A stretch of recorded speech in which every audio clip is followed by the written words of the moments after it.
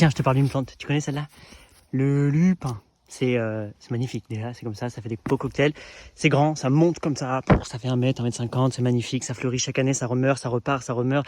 C'est génial. Ça fait 7 ans qu'on est là, 7 ans que j'en plante, mais bon, pas des centaines, on va dire des bonnes dizaines que je tente, je rachète en plan, en vivant, tout ça. J'essaie de les intégrer, impossible, ça prend pas, ils se font bouffer, ils meurent à chaque fois. Donc c'est devenu un super challenge chez nous. Et là, chaque année, je retente. Donc là, je retente avec une nouvelle compagnie pour voir. Ils ont fait un lot de 5 lupins. Et là, ils me le donnent. Alors c'est intéressant. Pourquoi j'achète sur Internet aussi plein de compagnies?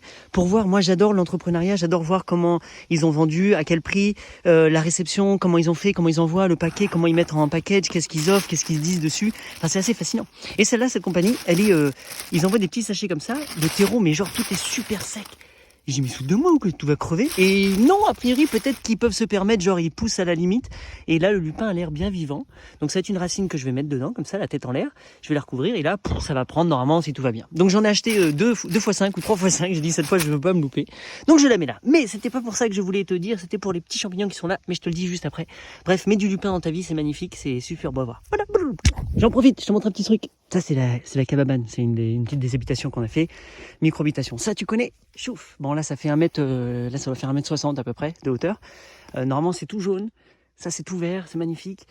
C'est de cette couleur, ça ressemble à ça. C'est de la Tanésie. Donc, ça pousse ici. Tanésie, elle est là. Et très vite, elle envoie des rhizomes. Et pareil, comme la menthe, hein, elle va grandir.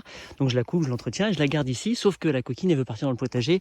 Et je pourrai jamais la gagner. Donc, elle va gagner un jour, elle va gagner du terrain. Mais en attendant, en automne, tu vois, quand elle a fini son truc, ça dépend. Des fois, elle tient jusqu'à décembre. Mais après, elle devient marron comme ça. Donc, normalement, c'est là où tu viens couper. C'est pour faire ton paillage, pour nettoyer, etc. Sauf que, en mettant un petit fil, parce que sinon elle tombe, tu vois, comme ça. Donc je la redresse, je la fais tenir, ce qui fait une sorte de tour pour les araignées, pour les bestioles, pour plein d'autos. C'est un HLM, tu vois, c'est la Burj Al Arab. Et puis c'est beau, esthétiquement, regarde les couleurs. T'as un mélange, t'as un cocktail de couleurs temporaires, saisonniers. Hein. Ça va qu'en automne, sûrement qu'en décembre, on va le casser ou le vent va venir le faire tomber.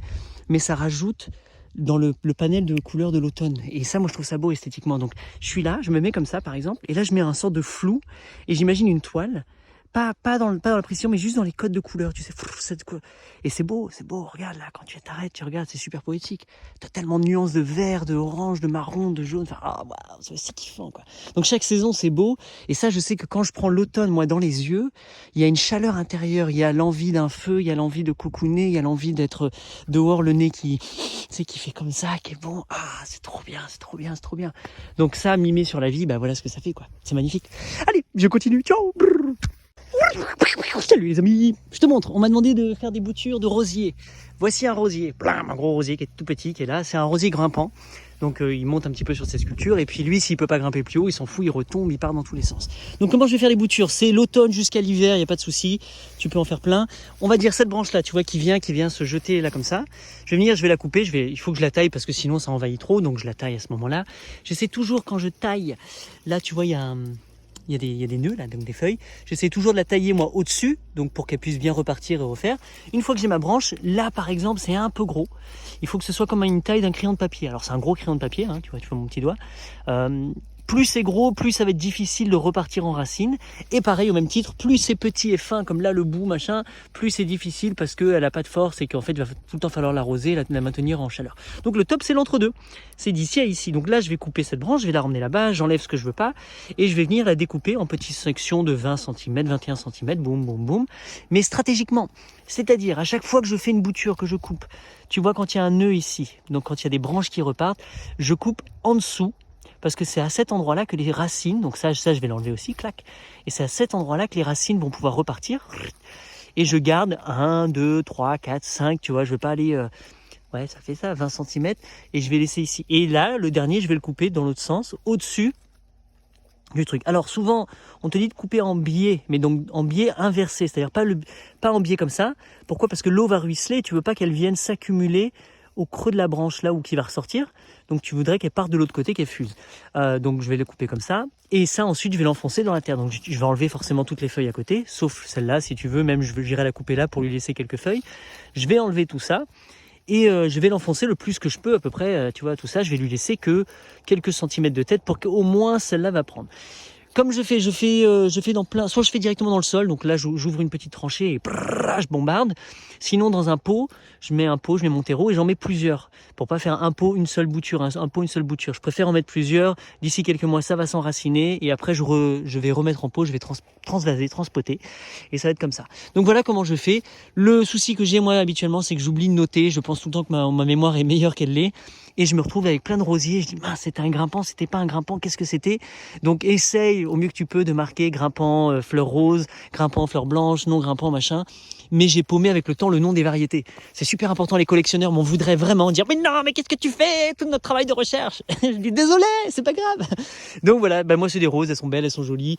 Et elles redeviennent anonymes juste pour leur beauté et la surprise. Donc voilà, mais tu vois, je suis obligé d'aller tailler parce que sinon ça fait énorme. Maintenant, ce gros rosier qui est joli, qui est vraiment un gros truc au tronc. Alors attends, si je te dis un autre truc. Quand tu choisis ton bout de bois, là, ton bout de truc, tu veux pas qu'il soit trop marron foncé. Tu vois, là, il reste encore vert, il est encore beau et tendre. Tu vois, comme ça. Tu veux pas qu'il commence à devenir trop boiteux. C'est un boiteux. Parce qu'il aura beaucoup plus de mal à sortir des racines, d'accord? Donc, le mieux, c'est d'avoir du temps, du vivant, etc. Donc, ce rosier que j'avais planté, un tout petit morceau, hein, maintenant, qui fait ce gros truc. Là, ça pullule d'oiseaux. J'ai tous les moineaux qui vivent en dessous de ma cabane, là, sous mon toit, qui viennent se cacher ici. Surtout les groupes de mâles qui viennent là, les jeunes mâles viennent se regrouper ici en attendant, en cherchant des copines. Et c'est là, et donc, c'est super de voir que ça fait des refuges et rebondissent d'un buisson à un autre. Voilà.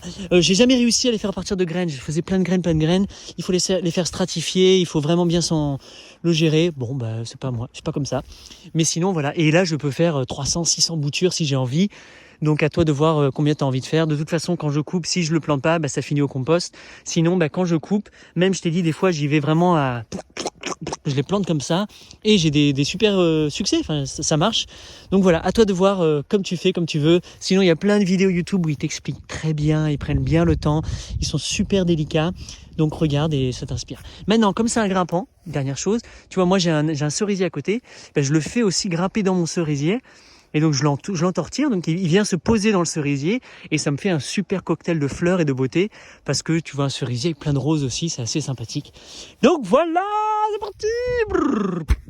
Je te remontre un autre. Tu connais celui-là? Tu vas dire artichaut. Non, c'est pas un artichaut, ça ressemble. C'est un cousin de l'artichaut. J'ai l'impression que c'est l'artichaut sauvage. Pourquoi? Parce qu'il monte vachement plus haut. Donc là, il fait 2 mètres, 2 mètres 50, jusqu'à 3 mètres. C'est des trucs monstrueux. C'est le cardon. Voilà. Bref, le cardon, je sais plus trop comment on dit. Et c'est magnifique. Et en fait, ce que tu vas manger dessus, c'est ça. C'est les grandes, les cardes là. Donc ce qu'il faut faire, c'est pour ça qu'en fait on le fait pas souvent parce que c'est toute une pratique, c'est à partir d'un moment, il va falloir les relever ici et les faire blanchir. Donc en fait, faut mettre un carton autour ou un papier, le mettre dans le noir et tout ça, ça va devenir blanc, tu sais, comme les endives, comme les pissenlits, etc. Ça va redevenir un petit peu plus blanc, beaucoup plus tendre et c'est ça que tu vas cuisiner. Au Maroc, ils l'utilisent beaucoup dans les tagines, dans plein de trucs, c'est délicieux. Je l'ai jamais fait moi honnêtement, non, je préfère le manger quand les gens le préparent, mais j'en plante partout chez moi. Pourquoi? Parce que c'est magnifique, ça fait beaucoup de biomasse et qu'un jour j'aurai la motivation de le faire. Mais donc ça pousse, ça fait toutes ces belles fleurs magnifiques et dans ces fleurs que là les oiseaux viennent récupérer, tu vois tout ça. Est-ce que tu vois avec tes super yeux? Là, c'est des graines que tu vois. Donc forcément, les graines, elles partent avec le vent. Elles atterrissent, boum, boum, boum, boum, boum. Et moi, ce que je préfère faire, c'est que j'attends qu'elles repoussent toutes seules. Et elles viennent, elles atterrissent et j'ai des bébés qui repartent partout. Et là, je vais les déplacer. Sinon, ce que je fais, tu regarderas dans d'autres vidéos, je récupère mes graines, j'ouvre à un endroit de... Bon, là, elles sont pas belles. Celles-là, c'est pas des bonnes graines. Elles sont trop pas bonnes, mais regarde. Allez, vole. J'ouvre, on va dire que je vais aller dans un petit coin, sur une butte, un truc comme ça. Je vais ouvrir, je vais enlever toute la paille. Comment tu ouvres? C'est facile, tu me dis... Tu grattes, tu tires, tu pousses sur les côtés. Je vais faire comme ça, boum, boum, boum. Je vais exposer la terre et je vais en foutre plein ici. Et printemps prochain, il y en a plein qui vont sortir. J'attends un petit peu et ensuite je vais les déraciner et les mettre au bon endroit. Par contre, sache que ça va vivre ici, ça va rester ici. Et en fonction de ta culture autour, ça va reprendre partout. Donc c'est possible que ça se répande, surtout si tu retournes la terre. Si la terre est exposée à un moment, ou que ton cochon vient gratter, ou que les poules viennent gratter, elles vont vraiment prendre beaucoup plus rapidement. Sinon, je le prends, je le mets dans des petits godets, j'attends, boum, ça prend. C'est génial. Voilà. En tout cas, ce qui est cool, c'est de voir les cocktails de fleurs C'est super cool. Et je laisse ça le plus longtemps possible aussi parce que esthétiquement c'est cool. En coupant la tige, eh ben, tu peux aussi faire des très beaux bouquets fleuris. Et là, je vais aller les dépouiller pour voir toutes les graines qu'il y a dedans, le secouer dans quelques endroits, le planter comme je t'ai dit et en mettre de côté dans des godets pour voir si ça prend encore comme ça. Bref, j'en mets partout. Mets-en partout aussi, c'est toi, c'est magnifique. C'est un très beau copain à avoir à la maison. Et sinon, tu peux aussi, regarde, hop, hop, tu vois, comme les artichauts, et ben là, il y a plusieurs pieds. Donc là, je pourrais venir sectionner, retirer celui-là, le déplacer, le mettre ailleurs, le mettre dans les pépinières, etc. Mais souvent, c'est chaud parce qu'ils sont bien connectés et que ça leur fait, des fois, je leur mets quand même un mauvais coup à les couper comme ça. Donc, je préfère qu'ils reprennent tout seuls, naturellement, par la graine. Voilà, vive la vie, vive le cardon! Et juste pour te montrer vite fait, ben voilà, ça fait ça. Sur des buttes, des coins de butte, ça fait, on dirait qu'il y a un oiseau qui s'est fait dépouiller. Mais non, c'est tout ça. Et ça, avec le vent, ça va s'envoler. Les oiseaux vont pouvoir venir le prendre. Ça fait un paillage automatique. Et dedans, il y a plein de graines, tu vois, qui sont arrivées, bloum bloum, qui se sont plantées. Alors les graines, on dirait des tiques. Des fois, il y en a qui sont viables. Alors celles-là, par exemple, normalement, elles sont beaucoup plus grises que ça. Mais je me dis, c'est pas grave, bonne chance. Ploup, ploup, ploup, ploup, ploup. Ça va venir ici. Les pluies vont venir, vont le faire rentrer. Je sais que c'est ici. Je vais m'en rappeler parce que j'oublie. Je t'ai dit plein de trucs. J'en mets partout. Mais comme je vais voir ça, je vais dire, ah, ça c'était de la carde. Donc c'est cool. Et voilà, ça fait un beau petit truc coloré. Et à côté, il y a plein de choses. Donc voilà. Et j'ai aussi à côté un seau rempli de graines, tu vois, comme là. Ploup. Et que ça, je vais ensuite aller mettre directement dans les godets. Voilà!